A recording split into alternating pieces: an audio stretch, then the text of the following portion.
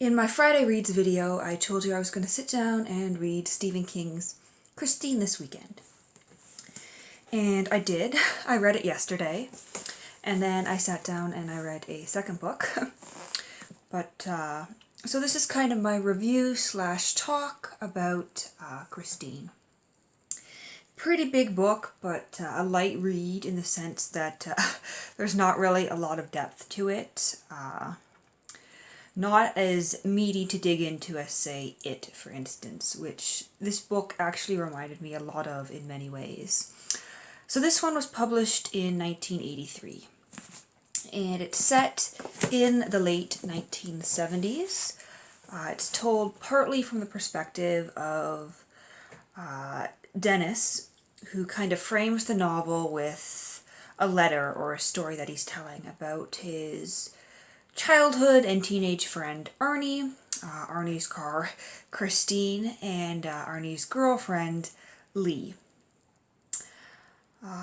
He refers to the relationship between Arnie, his car, Christine. It's a 1957 Plymouth, I think. So it's a classic car, but this is set in the late 70s, so the car is only about 20 years old. A love triangle between Arnie, his car Christine, and his girlfriend Lee. So reading this book, I was actually reminded of a Carrie Underwood song, Two Black Cadillacs. If you've ever seen the music video for that, Carrie Underwood playing the wronged wife runs down the wronged wife or the wronged mistress, I forget which one she plays, but she runs down the man who has been cheating on her with this classic black, I think it's a Cadillac or something. And after he's run down, the front end, the one headlight of the car that's been smashed and mangled, mysteriously fixes itself, and Christine is kind of a magical car in that regard. Christine's speedometer runs backwards, so it's as if the car is going backwards in time instead of forwards. Any damage that is done to the car seems to mysteriously fix itself.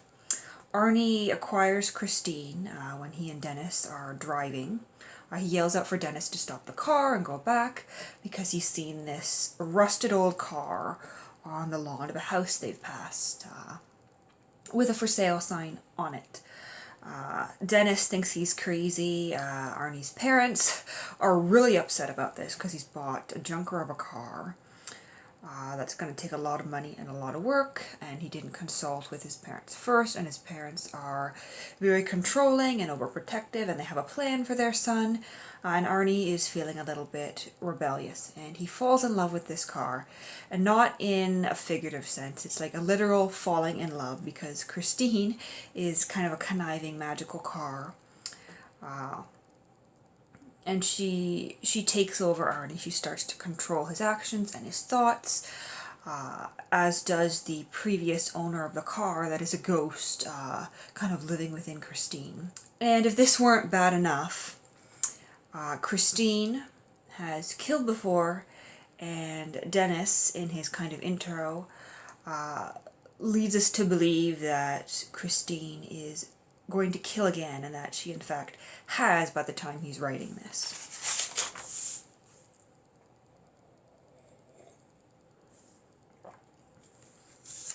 So the characters in this novel.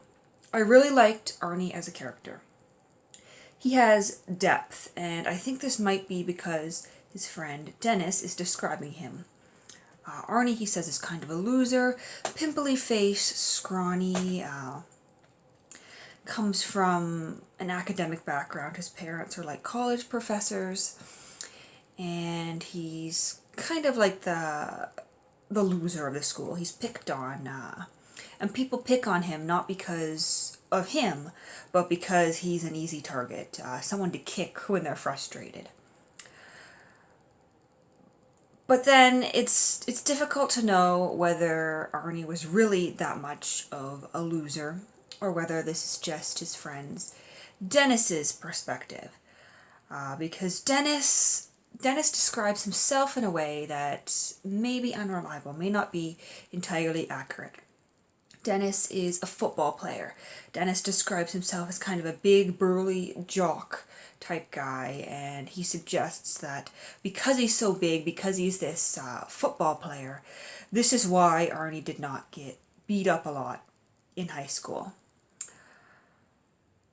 But something didn't ring true to me about this, because Dennis doesn't seem to have any other friends. Arnie is his best friend.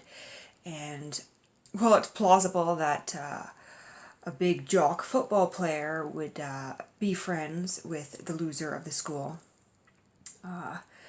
typically when you think of football players, they've got a whole team of friends. They've got a wide social circle.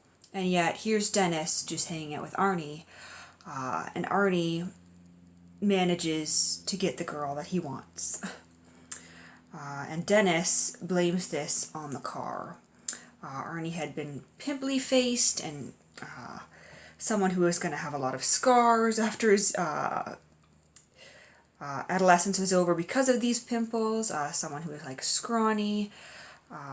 But when he gets this car, Dennis says, it kind of works his magic on him, and he clears up and he becomes quite attractive.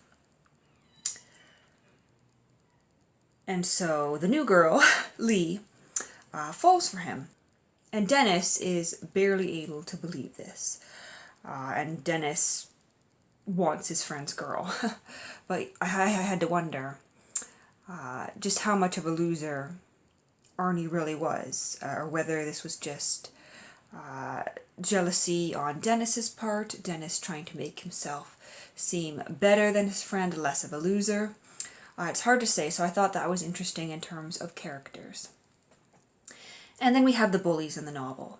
And these bullies reminded me very much of the bullies that appear in It. These are bullies who come from kind of the poor neighborhood in town. They're not university or college bound, they're bound for the trades.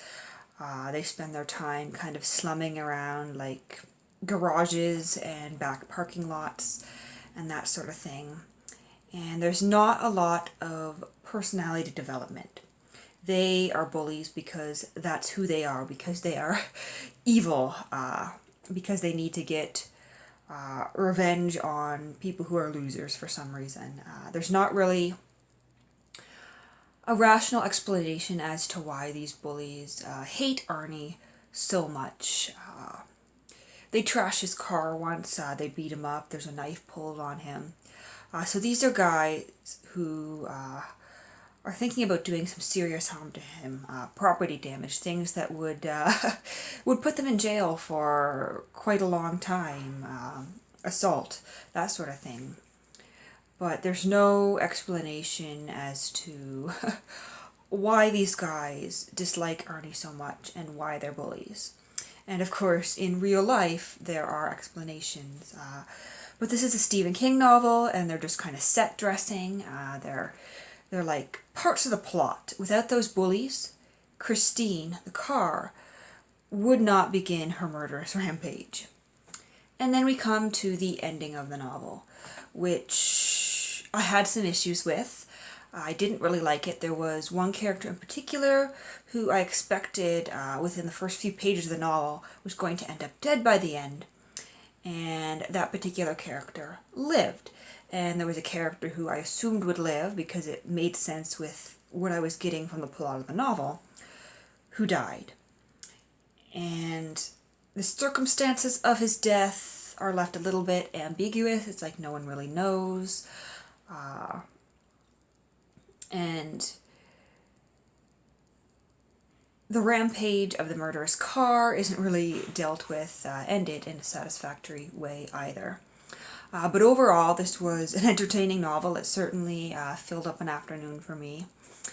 And I think I gave it about 3 stars. It was pretty good. Not my favorite Stephen King, not my worst, but I did enjoy it.